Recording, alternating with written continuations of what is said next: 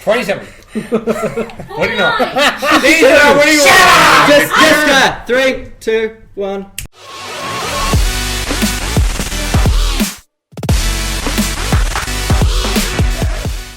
Hello everybody and welcome to this week's OZcast. We're here with me today, Connor. Video James, thank you. Random stranger. Joel. Okay. And today we've actually got a few interesting topics. I know we say that mostly every week, but this week we actually do. We lied. For once. So, We lied for once. We have quality this episode. we are Call of actually Duty prepared teabag. for this episode. So I think perhaps what we should start off with is one I'm most interested in, and is the AAA side of gaming dying?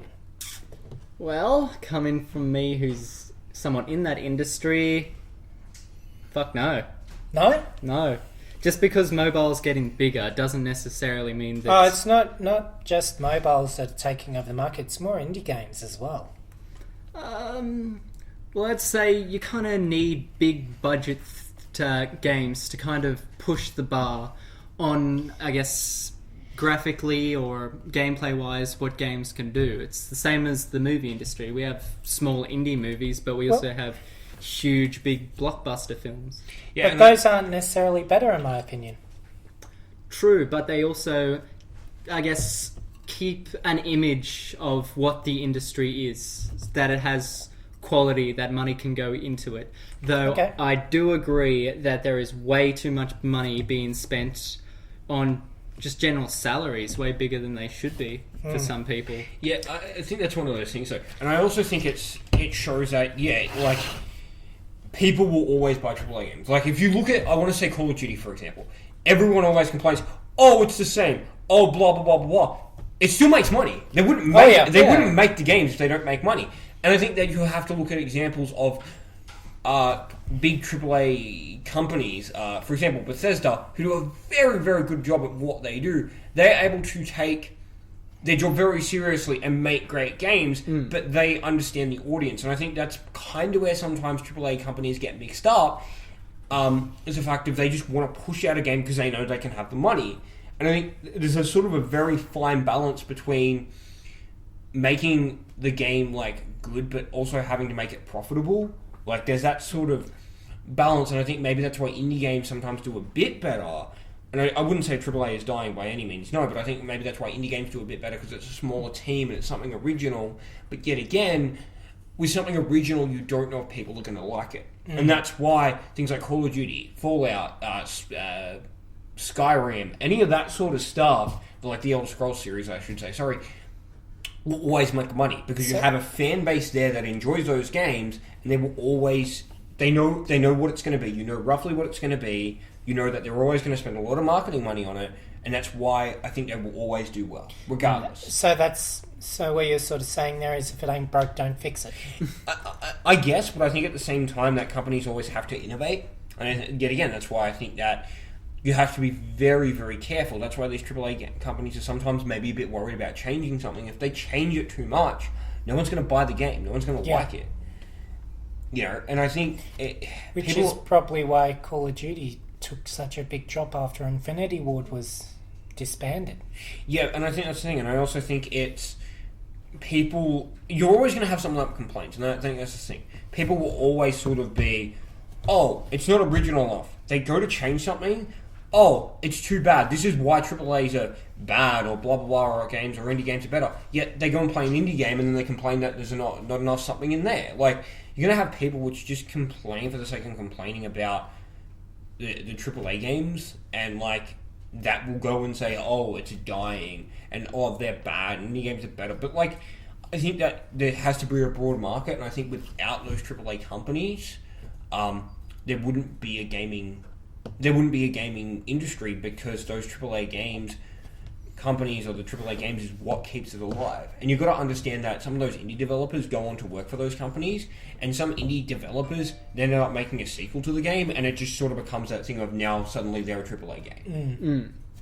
Alright, Nico, what are your thoughts on this topic? My thoughts is I did absolutely nothing. You do realise we are filming. Then don't announce it. Okay.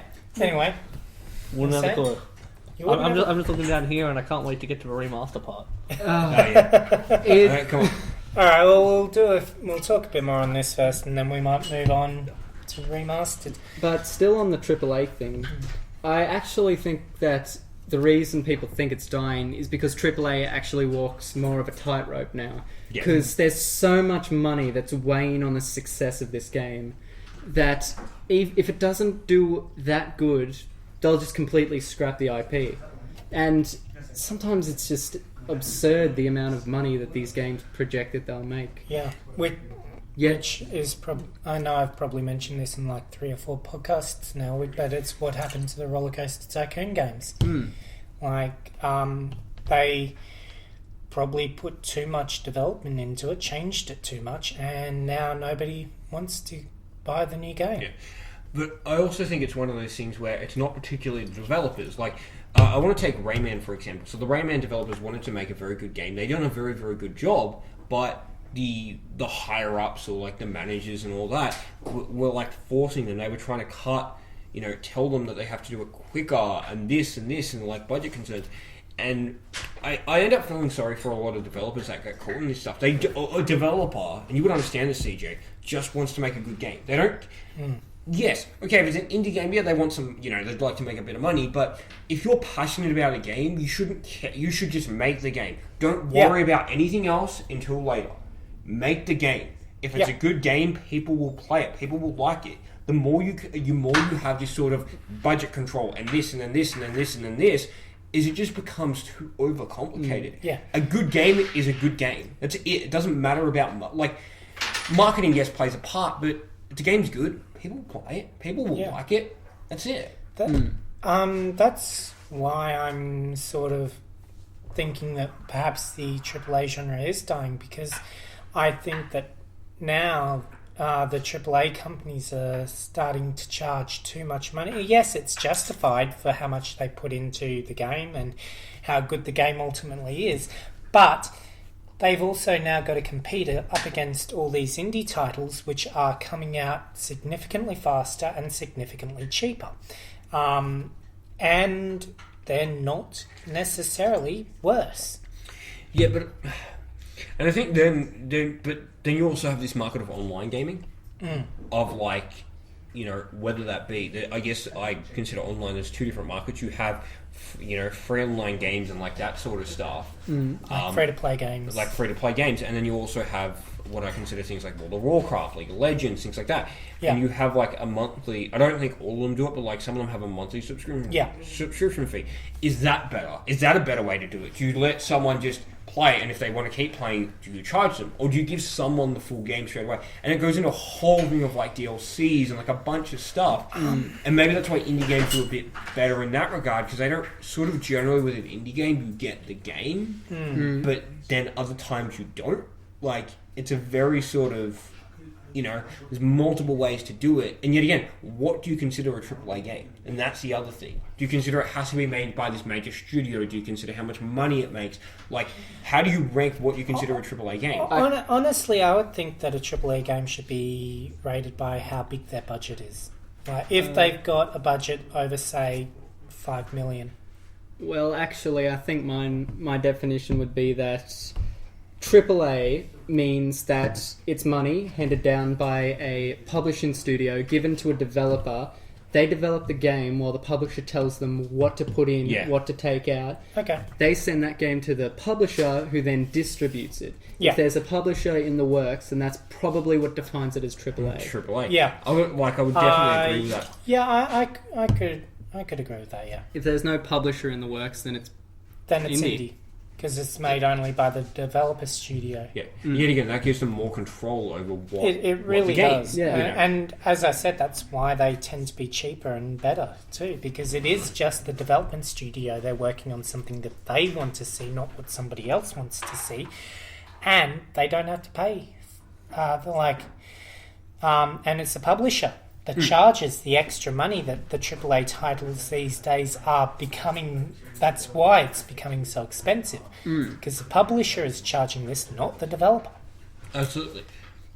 That's because the publisher is a business. They've Exactly. got to make revenue to pay people, pay salaries. Exactly. And that's where it gets Whereas onto that. an indie game studio might not necessarily be for profit. Yeah. More for the love of what they're doing. Exactly. And honestly, if I was, I'm pretty sure I've said this in a couple of podcasts now, but if I had the skills to actually make a game, I would make one that was completely free. I wouldn't care about the money. Sure, it'd be like maybe have a pay whatever you think it's worth thing. If you don't want to pay anything, fine. You can pay nothing, but you can also help support me as well if you do think the game is worth something. With that, I might end up crushing that dream, but problem with making games, and this is coming from me who's made many, takes a long time to make that. Oh yeah, I understand that, and it'd definitely be a labour of love. But you've also got to have revenue to keep alive, basically. So when the game's released, the money that you make goes towards all the expenses that you've done for, say, voice actors that you've hired, artists that you've hired, even music that you've had to pay royalties to. Well, that's probably why I'd look into getting a good friend of mine who's actually a composer to make music for me, and who has made music for me previously for no cost. Well, there's 10,000, I guess, free games out there, but obviously they're not going to be up to a high quality that you want it to be. It'll be more pixelated adventure games, because that's something that doesn't take a lot of cost, and sound design is mostly chiptune, so you can compose that yourself. Exactly. But yet again, I guess it goes in a whole other thing if you look at Kickstarters now. Because then Kickstarter, they Kickstarter on a bunch of, like, I know there's a bunch of websites. I'm just going to use Kickstarter because that's the one I know. That goes on a whole other thing of then you can look at indie game and even AAA game companies to a certain degree are using that to see what people want. Because if people want it, they will pay for it. And then you've got, the different levels. How much do people want the game and things like that? I think it also gives them a chance to, if they're trying to do it very big, or if they're trying to do something very, very good, it gives people a chance to show their support and gives them a chance to kind of gauge interest. That's ultimately the issue, because sometimes that they put a lot of hard work and their soul into this and not to get anything. Now, if you're making a free game, okay, yeah, but if you know what I mean, it's one of those things. I guess it gauges how much people want.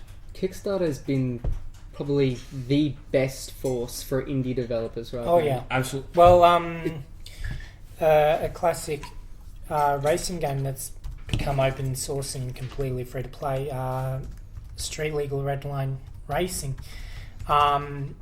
which has probably the most in-depth customization of vehicles that I've ever seen in a game, has had an unofficial sequel authorized through Kickstarter, which is made by one of the original developers of Street Legal Redline.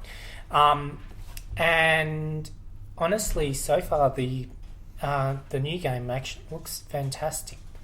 It's got the same customizability elements, and when I say the most diverse customizability elements in any vehicle game, I mean that, because you can choose individual parts of the engine. Like, you build up the engine all the way from the engine block to a fully working engine, whatever you decide it is. And you can build ridiculous cars too. For instance, Nate, who's sometimes on this most of the time is on this podcast, not today, but Nate has built some pretty ridiculous cars on that game, and I'm sure once I get it myself, I'm going to be doing the same. Is this just a plug for that game? Maybe. So yeah, my point is, like, it wasn't always free to play. It used to be paid, but then the company went out of business, and then the copyright fell through, so it's now completely open source and free. But I'm just saying, like, through Kickstarter, they've been able to get the funds needed to make the sequel, and it's looking good. And I think, and I'm agreeing with you that Kickstarter is an excellent way to help raise money quickly for developing whatever it may be. Like, it may not necessarily be games, but movies or whatever, short films, whatever you want to do. It's a good way. I think with Kickstarter, that's kind of why people are questioning with where AAA is going, because Kickstarter is just such a democratic way to handle making a game. People get to decide if they want to put money to it, where it's handled in AAA by what's hot, what are people interested in, what's going to reach the broadest possible audience. No, I don't think that's entirely accurate. I think with AAA, it's what the companies think that the people are interested in, not what Which the people... doesn't always work out. Exactly. So it's not what the people are interested in some of the time. Some of the time it's completely the opposite. Like, you've given us this game, what the hell? Why? We don't want this. Oh, but we thought you did. Well, that comes back to, and you would have noticed this in the movies industry, there's trends. Yeah. And some of the problems is publishers put money towards games that are part of a trend, but that trend is 3 years out of date. Yeah. Do you guys know Star Wars: The Old Republic? Oh, yeah. Okay. That had a very, very long dev cycle of maybe 3, 8, 10 years. Wow. That was back when WoW was just a dominant force in the industry. Yeah. But nowadays, when it was released 2011, no one really kind of played MMOs then. And that's kind of the issue. It's interesting, the other one I'm thinking of is, that's what I mean when games go through multiple dev cycles as well. That's a whole other thing, because I'm thinking of, it was not the new, what am I saying, not Doom, Duke Nukem, can't remember the new game, what it was called. Duke Nukem Forever. Oh. Yeah. But I was so looking forward to that game, and it was fun, don't get me wrong, I liked it, but it's kind of one of those things, I expected it to be more. I expected it to be something else that it wasn't. Yeah. And it just kind of, I still play the old Duke Nukem games, but I'm just like, it's not what I expected. That's why usually, if I'm not 100% sure with a game, I usually go in there with a completely open mind. Like, I go, okay, I'm going to give this a fair shot. If I end up not liking it, it'll be because of the gameplay or some other aspect of it, not because of a personal prejudice or expectation. That's actually something that I really wished a lot other people would have as a mindset, to go in with an open mind. Remember when Star Wars Battlefront was released? Yeah. Everyone was focusing because it was Star Wars, not because of the actual game and what was in it.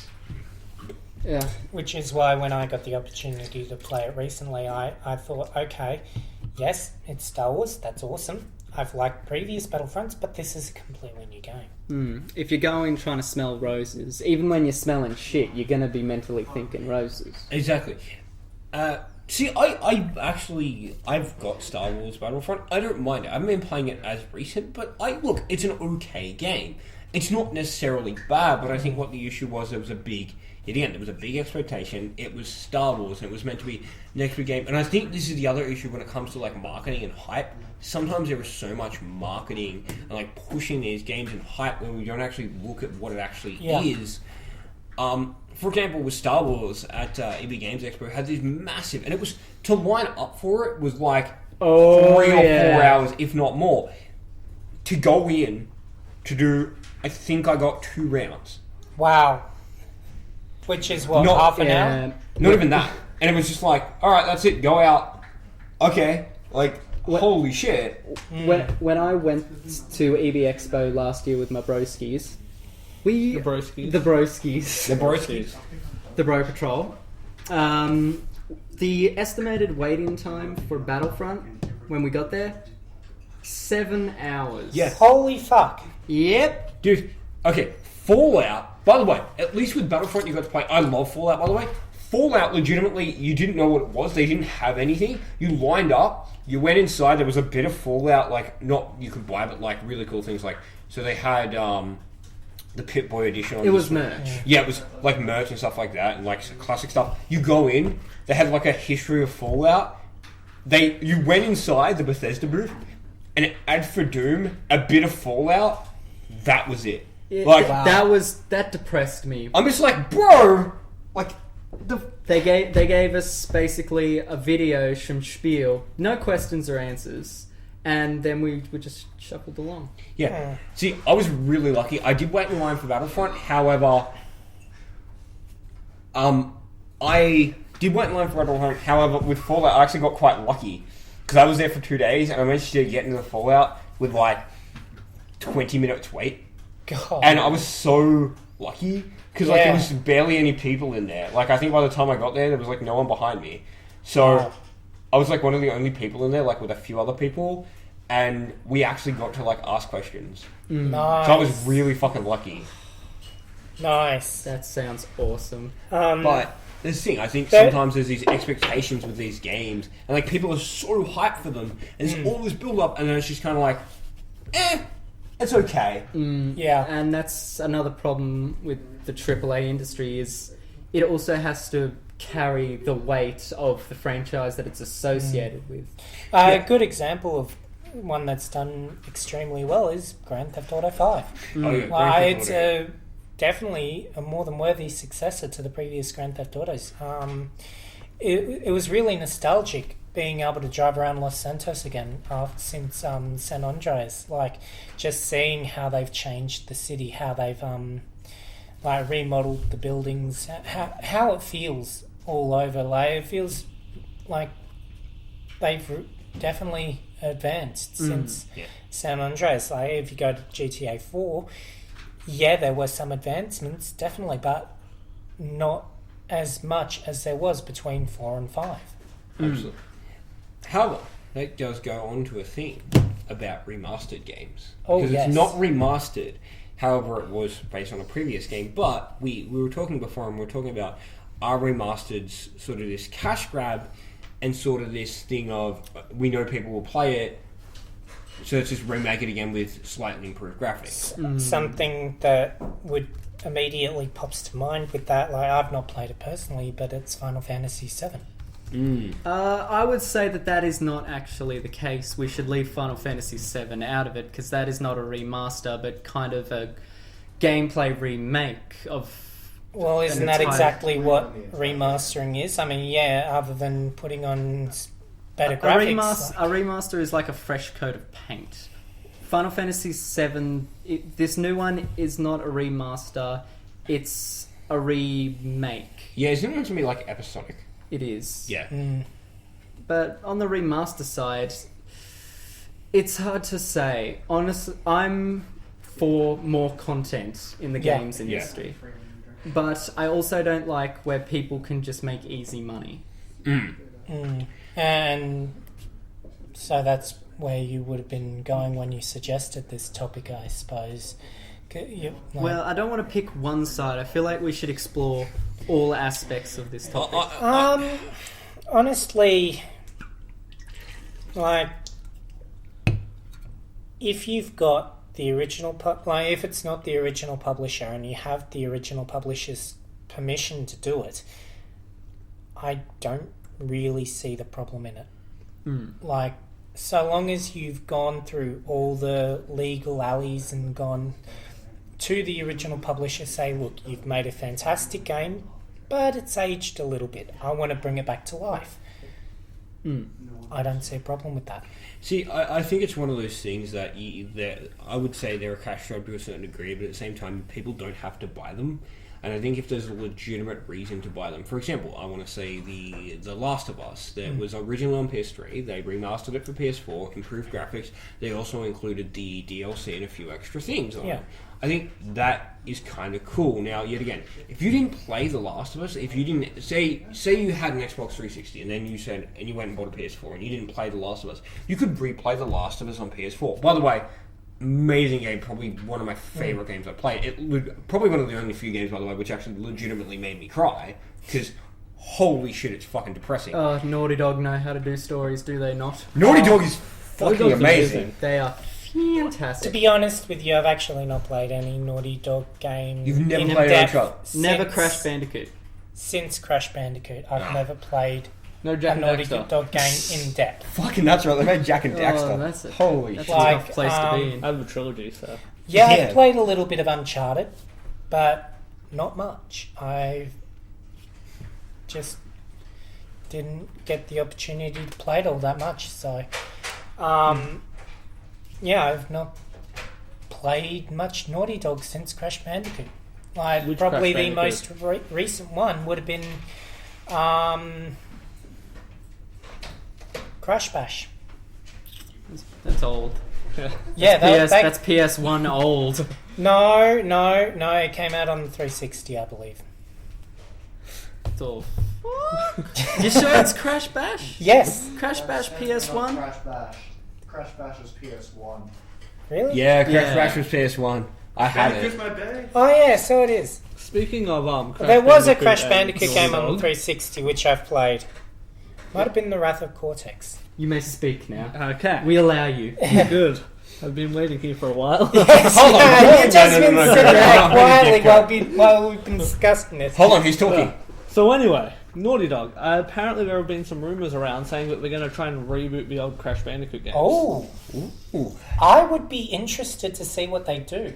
Like, again, why I like the remaster topic so much is because it gives new gamers, the younger gamers, a chance to play some of our old favourite games. Oh yeah, We all grew up with the N64 and the Sega and the PlayStation yeah, 1. all of those. Where now, when you look at kids these days, it's all iPhone games or PS4 or PS3. or Xbox One Yeah, or most whatever. kids probably wouldn't even heard of Crash Bandicoot. It's Yeah, a good that's way a- to revive. Which is why they have the remaster of Ratchet and Clank for the movie. Oh. Yeah. There you go. Ratchet and Clank movie. I'm looking forward Or, to or Yeah, it even doesn't like fit. probably a bad example, but Banjo-Kazooie Nuts and Bolts. that. There's the rareware pack. We can use that as a better Yeah, example. that's used the rare pack. The rare replay. Yeah, that's the one. Which is- It's not worth it. But like, I don't know. I think that's really neat. Like, I like that Microsoft that was included. But yeah, you're right. It gives kids a chance to play what we used to play. Yeah. And even I gives us a chance to re-experience it. Like, you know, you might not have a Nintendo 64 sitting around. You might have, gotten rid of it or Times whatever. have changed, things are broken. Exactly. I've got 2 PS1s in my cupboard because they broke. I remember one game from my childhood which I would love to play again, and I absolutely loved this on the PlayStation 1, which was Medieval. Oh, got like a- shit. Great, man. Yeah. Such a good one. I loved that game. Well, I never got past the second level, but I loved it. No, so you never I fought had the no dinosaurs? idea what to do. I was just walking around the graveyard. At first I thought the hand was an enemy that you had to kill. That never ended well. I'd be all for a medieval remake. I Oh, wanna yeah. see Sir That's Daniel. it. Medieval remake coming at you. Go do it. Get on Do it. it now. Whoever the publisher was, whose name I take. Was it Neversoft? Yeah, Neversoft, but Neversoft got bankrupt, I do believe. Yeah, Neversoft is closed. Yeah. Yeah, Bring back Neversoft and then bring back. Medieval. Tony, and bring back Tony Hawk Yeah. as well. The real Watch Tony. out! Turn on the That radio! last Tony Hawk Tony is such a terrible Tony game. Hawk is probably what caused them to go bankrupt. Hawk to was be fucking honest. great. It was okay. First couple of games were okay, I will admit that, but later games, not so. Oh, the new Tony Hawk. What was it like? They done Ride and they done another one. Yeah, Yeah, they made the new Tony Hawk's Pro Skater 5. And I think it's they probably the worst piece of shit I've ever they. played. Well, It's I like- think that they tried Well, they too don't much start off to in like a bring park back. lobby to go into online. I think with Pro Skater It's like- 5, I think they tried too much to bring back the feel of the old games without actually making the old games again. And I can actually tell you exactly what they tried to do. Try to make it online Okay. only. Well, the way IPs work is you can't let the IP go stagnant over a certain amount of time, so you have to release something. They made a scratch-up skate game that they released to keep the Tony Hawk's IP. That's the only reason they made it. There's no, oh, well, we wanted to make it feel more like the old game. It's a cash grab and nothing else. Yeah. See, I was watching a playthrough of it, and there's this weird thing, if you get enough points, you can fucking, like, you activate some magical bullshit mode and you, like, fly. I'm not even kidding. It's like, the fuck? Like, that has nothing to do with anything. Yeah. Like, that is not... I don't know any skaters that can fucking fly. I can't remember what it was called, but my favourite Tony Hawk game. I really cannot remember what it was called, but it actually was the one that got me liking Is it Underground? Johnny. Underground was Yes, my favourite. Underground yes, too? it was. Underground's good. I It recently was bought Tony back on Hawk's PS2. Underground because I remember I always liked listening to Ring of Fire whenever it came on in the soundtrack. Whenever that song came on, I would literally stop skating and just listen to the song. See, I had a friend that used to do that, Grand Theft Auto Vice City. There was a few songs that he liked, and like that's the thing. I'm that He would way stop with driving. shit. We were doing a mission. He'd stop driving. I'd be like, "What are you doing?" What, you've never done that in GTA? Yeah, I've I've done it done it a all few the times. time. Yeah, I do that all the time in I GTA done it a bit. 5. He got pissed off at me. He done it a bit. It doesn't work Like- well when you're in a plane, though. Oh yeah. Yeah. Yeah, honestly, my favourite radio station in GTA 5 has to be Rebel Radio. No, off yourself. Mine would actually be What a Don't say rebel. non-stop pop. K-Rose on San Andreas. Oh, I K-Rose, like yes. the Talk radio station in San A Andreas. WCTR. Oh, with Laszlo. That was Yeah. good. Yeah. That was great. I like listening Yeah. to that one. I can actually do a fairly good impersonation of one of the shows. You don't have enough click viewers here to get a get copyright. Well, Right. I'm not going to do it now again because of copyright, but I actually can do a fairly decent impersonation of one of the shows. Like I loved this one particular show. It was one of the Entertaining Americas with Laszlo. Okay. And I just loved listening to that one. Speaking of radio stations and all of this, I'm going completely off topic here. But Off my phone topic. just went off. That's why I put mine on silent. Have you guys heard about Cheese TV? Cheese TV. Cheese, They're I making- have. Yeah. They're making a comeback. What's Really? Cheese TV? Fucking- Someone explain. You're a little too young for that, don't A worry. good childhood. It's my childhood. Our childhood Is kept this you. like Toasted TV with Digimon? It was before Toasted TV. Yeah. It It's had the OG. it had all the anime shows before we knew they were even anime. Yeah. That's Yeah. all. When we just thought it was really weirdly drawn cartoons. Fucking. What do I remember? But yeah, no, I really do remember But yeah, Cheese so they're TV, and that was making a comeback amazing. now. No. Oh god, I'm thinking. Oh, I gotta watch this. What was I? I'm trying to think of like shows I used to like show run-ups. Like cartoon Saturdays I used to watch. I remember. Fucking. It was on. I think it was on not Nickelodeon. It was on Cartoon Network, and it was like Cartoon Fridays, and they would have like new cartoons. That was my fucking shit. That was the fucking best. I remember every Sunday morning, myself and my dad would wake up at 6 a.m. to watch Thunderbirds. Nice. Oh my god, fucking Thunderbirds. What have I been? I started. Thunderbirds was terrible. Thunderbirds was awesome. I don't mind Thunderbirds. I It started. was that show that when you couldn't get to sleep or you just woke up extremely early, you'd watch just because there was something It on. was Thunderbirds. No, I actually went out of my way, get up at Thunderbirds. 6 o'clock in the morning on the Sunday morning just to watch Thunderbirds because I loved Thunderbirds. Myself and my dad both The only loved time I woke Thunderbirds. up at 6 a.m. in the morning was to watch that exercise show before Cheese TV. Bro. Mine was Aerobics. No, it'd be fuck. Oh wait. He liked to pause frame it. true story. I Even used before pause frame existed. back in year 2, I would wake up every morning at 5 to watch a new episode of SpongeBob. Yes. Yes. I could not do that for the life of me now, but back then that was the shiznick. Yeah, that was that's great. the same with me and 6 o'clock on a Sunday morning. There's no way I would wake up at 6 o'clock on a Sunday morning. And I remember like getting back from my dad's when I was still staying at my dad's after school, and we had like we don't technically have Fox till we have Transact, which is now I own it. There's a bunch of stuff. Anyway, and me and my sister would always get home from school, and like we'd always watch Disney, and like fucking they had like new Disney shows. Did you ever Like- watch Dave the Barbarian? Yeah. Dave the Barbarian, That was the- American Dragon, Jake Yeah, I Long. was is gonna mine. say- Oh, American Dragon was good. That is Danny fucking. Bosco. They wanted to make another Ruben season. They Miller. wanted to make a movie, but they fucking just went nah. No, you're off the air.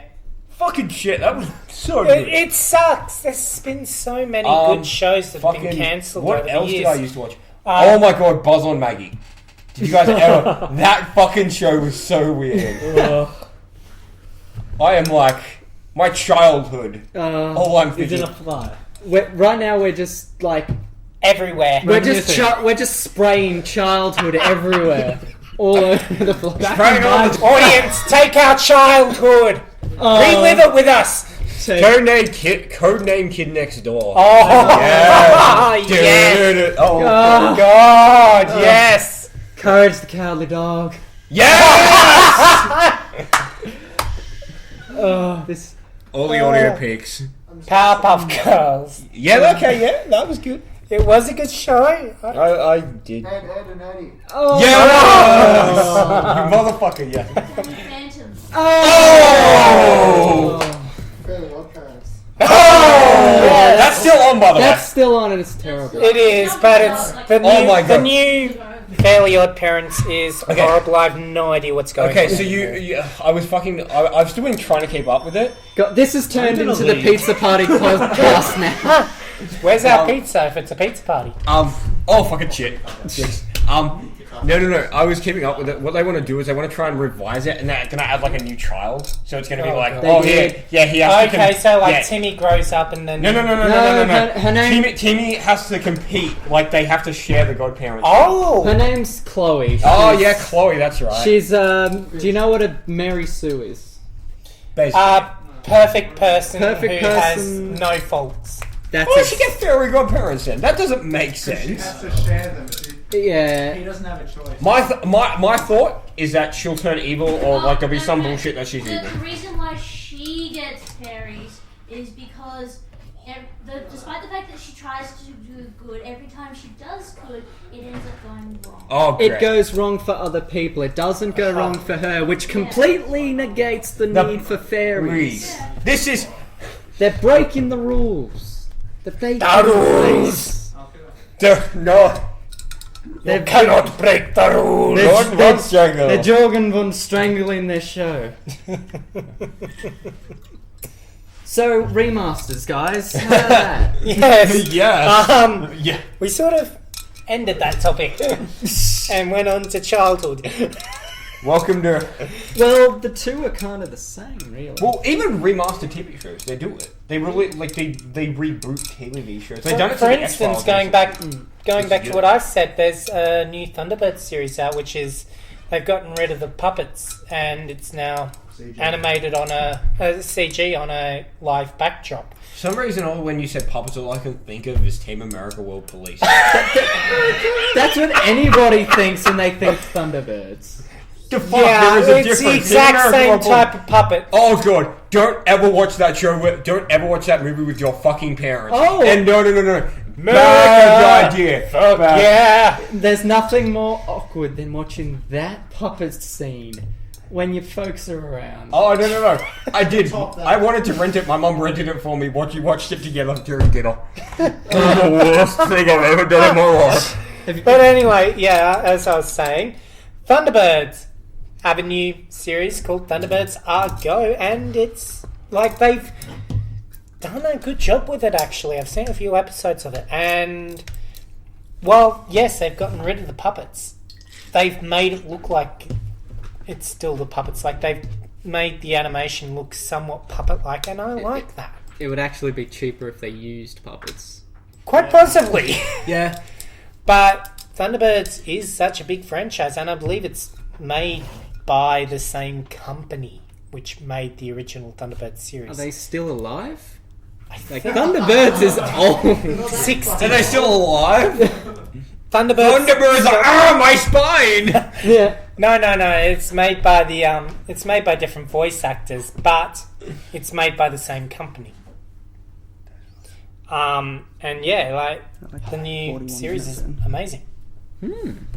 Like, seriously, if you had any interest at all in the old Thunderbirds, I would recommend you watch Thunderbirds Are Go. Just watch cartoons. Cartoons are good. Cartoons and anime. Yes, but Definitely. in saying that, shows should not run on forever. No. SpongeBob, Fairy Odds, Yeah, they need to like. Simpsons, Bleach, One Piece. No, Bleach was fine. The Simpsons. Bleach was Oh fine. god, the fucking Simpsons. I don't think That's the been Simpsons going will on ever. for what, 28 years now? Yeah, 25 seasons. Shit. dude, like it's The fucking Simpsons- ridiculous.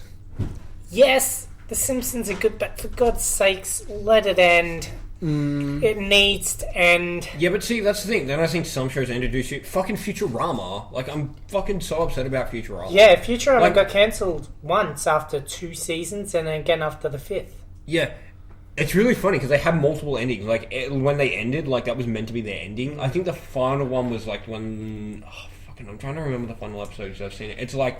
I think Fry jumps off a building and is, like, stuck in a time loop sort of thing. That's the final episode. Well, I'm pretty sure. how many times has Family Guy been cancelled? About 2 times it's been Yeah. cancelled. That's for different reasons, though. Yeah, Family Guy is because it's offensive, and then people are like, oh shit, it actually makes money. People like this. Okay, put it back on. Oh wait, no, it's still offensive. Take it off. Oh, but people Okay. like it. Fine, put it back Yeah. on. People like offensive content. Yeah, As they do. humans, Well, we like South Park violence. is an South Park. excellent South Park. example of that. Yeah, South Park. Oh my god, they killed Kenny. You bastard! That's terrible. Oh my god, they killed Kenny. You bastards! That's just- better, but still bad. We're butchering everything this show had. Yeah, We're we going really are. down in a burn. Copyright. Anyway, Down, I down, think down in the now burn. is probably a good time to end this. We So, still got time, possibly? I don't know. how long have we been going for? 42? 42 minutes? Do you Fine, want you us can- to keep going? We can if you want us We to. could Well, actually you just made it awkward. So. we could Yeah. actually talk about games. Yeah. What else do Well, we have haven't here? we spent half of this doing that? 25 Talk minutes. about games, I'm in. Something about Resident Evil and Wind Waker. We've also got no mystery left in games because of the internet and game cycles, It's true. like first person, and now we're in open world. Well, how about we quickly talk about the topic that the new guy wanted to earlier, like you... Yeah, you wanted to... Remasters? No. Oh, we have already done that. Okay, You wanted to talk about... there is actually Yeah, one no. other topic that I wanted to talk about, which was addiction. Has anybody actually been addicted to something? I don't get usually addicted to things, but once I got severely addicted to Skyrim. That's okay. I'm addicted to life. One I have to live each day. I'm addicted to love.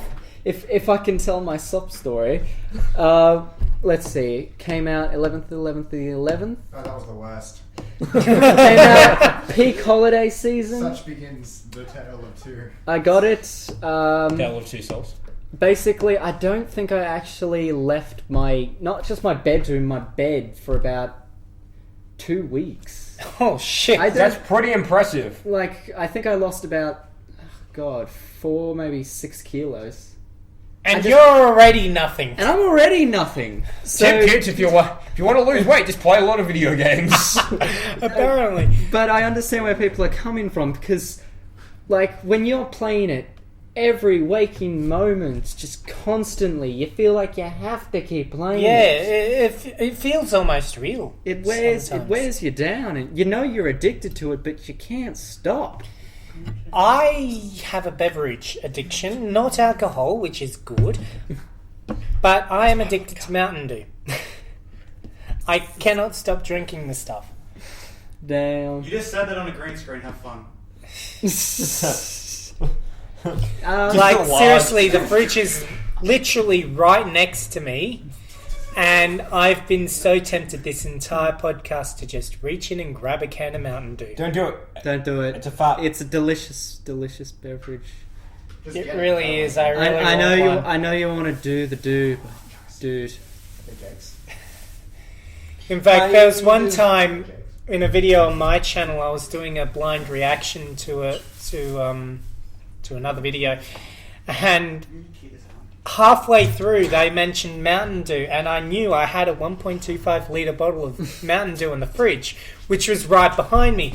And I was like, I was so tempted to not do it, and then I just couldn't. I had to pause the video I was reacting to on camera, say, okay, I was trying not to, turn around, but I want Mountain Dew. And by the end of the video, which was about an hour and 25 minutes long, and this happened probably about 25-30 minutes into the video, by the end of it, I had about just under the label left in the bottle.